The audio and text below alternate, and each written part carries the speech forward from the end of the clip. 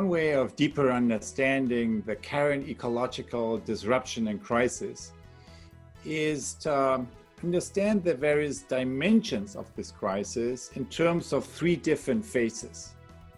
The first phase, of course, is the environmental crisis that we see in the massive loss of biodiversity, in the climate chaos, the symptoms of climate chaos that we see taking shape around the world, and so forth. The second phase, the second dimension of the current ecological crisis shows up in terms of a social divide that we see manifest in the symptoms of shocking levels of inequality that amplified in great ways over the past 4 decades, and in the phenomenon that societies that used to hang together begin to fall into pieces, into tribes that fight each other and that lose the capacity to connect with each other across these boundaries. If we look at these two dimensions, the environmental and the social divide, we can say that those two phases or dimensions of the current crisis emerge from a disconnect between self and nature, the environmental crisis, and self and other, the social economic crisis. But then there is a third phase, a third dimension of the current crisis, and that's the spiritual divide, the spiritual crisis we are in.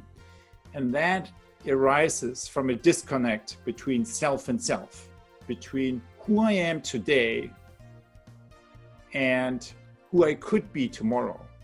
And if these two aspects of myself are disconnected, what does that look like, feel like? I feel loss of energy. I feel maybe symptoms of burnout, symptoms of anxiety disorder or depression, and in extreme cases, even risk for suicide. All of which are phenomena and symptoms that are greatly amplified over the past years, more or less proportional with the use of social media like Facebook. So if we step back and look at the larger picture, the three divides, the environmental, the social, and the spiritual divide as the three phases of the ecological crisis today, what do we see? We see that collectively, we as a human species create results that nobody wants. We create the environmental divide, the social divide, the spiritual divide. No one stands up in the morning, looks into the mirror and says, and today I'm going to destroy more of our planet, more of our society, kind of our deeper foundations of society, and I will make other people and myself more unhappy. No one is actually doing that. Yet that is exactly what we do on a collective level.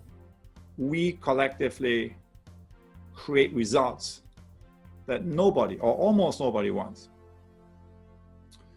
So what have we learned? I think if we have learned anything in dealing with these issues is what does not work, which is if you address these issues one by one. Here in Ministry for Environment, there in Ministry for the social issues, and so on and so forth. That's not working. What we need instead is an approach that looks at the interdependency of all of these three dimensions of the current ecological crisis and applies a systems thinking based approach, by which we mean an approach that's not just reacting against the symptoms, but understanding and addressing the deeper root issues. So what is the essence of such a systems thinking based approach? I have spent the past 2 decades in further developing these approaches to something that today is called awareness-based systems change. And the essence in many experiments and many practical examples. And the essence of that approach to systems change is this, that you cannot change a system unless you transform consciousness. You cannot change a system unless you transform the mindset of the people who enact that system. Because if you don't, the same people in a new structure will just enact the same problems. And secondly, that to do that, we need new methods and tools that make the system sense and see itself. That's something we know kind of personally, right? If you or I go through a period of transformational change, through a period of behavioral change, we need a coach. We need somebody who is listening to us, who is mirroring back. But that's exactly what we don't have at the level of whole systems. So we need new methods and tools that make, on the level of whole systems, make the system sense and see itself. And to make that happen, we need new infrastructures that facilitate such processes. So in closing, I would say that when you look at the bigger picture, we know we are at the decade of transformation where a lot of transformation needs to happen. Kind of this is the decade that will decide the future. But what we don't have is, so we have that decade, we have that need for transformation, but what we don't have is the capacity to lead these transformations. So we need to build that capacity, that transformation literacy, if you want, and we need to democratize the access to that transformation literacy. And that, I believe, is one of the biggest leverage points today, something that I'm dedicating the remaining years of my life to, and that the Presencing Institute, in collaboration with the United Nations and many other institutions, is trying to bring into reality over the next years.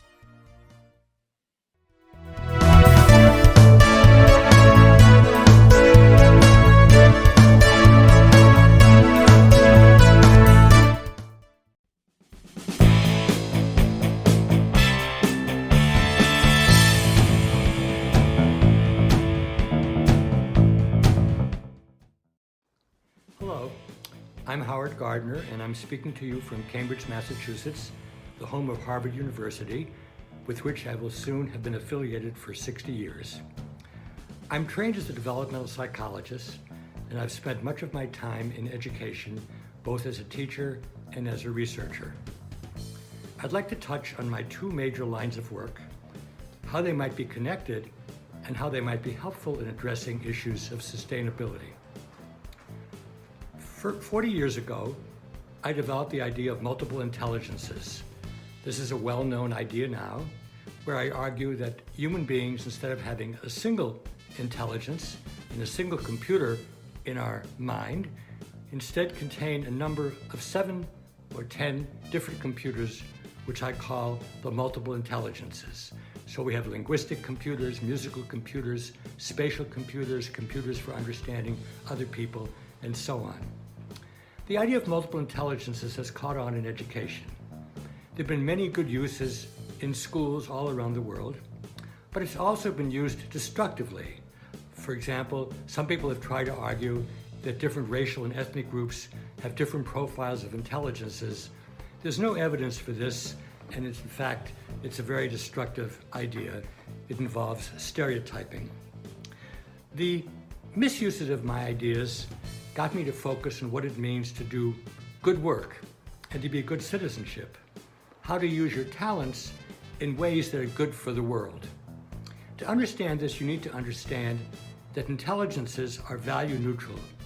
You can use any intelligence for a benign purpose or a malignant purpose. Let's take linguistic intelligence. The German poet Goethe and the German propagandist Goebbels both had lots of linguistic intelligence. Goethe used it to write great works of art. Goebbels used it to generate hatred and to promote genocide. Well, let's take interpersonal intelligence, understanding of other people. Nelson Mandela, the South African leader, used his interpersonal intelligence to bring warring parties closer together in South Africa. Slobodan Milosevic, the Serbian leader, used his interpersonal intelligence to promote hatred and genocide in the former Yugoslavia. So you have the same intelligence as linguistic or interpersonal social intelligence used either constructively or destructively. So how does this affect all of us when we think about big issues like sustainability? We should ask ourselves, what are our areas of strength? Are you good in language, in mathematics, in the arts, in leadership, in working in organizations, in playing athletics? What is your area of strength? And then how can you use this area positively, pro-socially, for the wider good, to do good work and to be a good citizen? So, thinking about the area of sustainability, what it is that you want to promote in the world, what kind of action, what kind of policy, or what kind of good deeds do you want with respect to our environment, with respect to climate change, to respect to production of food, and then think about how you can use your strengths to do good, to talk with others, to start organizations, to cooperate with others, to try things out, to get honest feedback, and then on the basis of that feedback, try again. We can't all be Greta Thunberg, the amazing Swedish young person who has done so much for raising consciousness about sustainability. It's claimed that Greta Thunberg has autism. That means in many ways she's not able to understand other people the way most of us can, and yet she's been able to use her own profile of intelligences to generate good work and good citizenship around the world. We can all learn from the example and from the inspiration of Greta Thunberg. Thank you very much for your attention and all the best in your good work.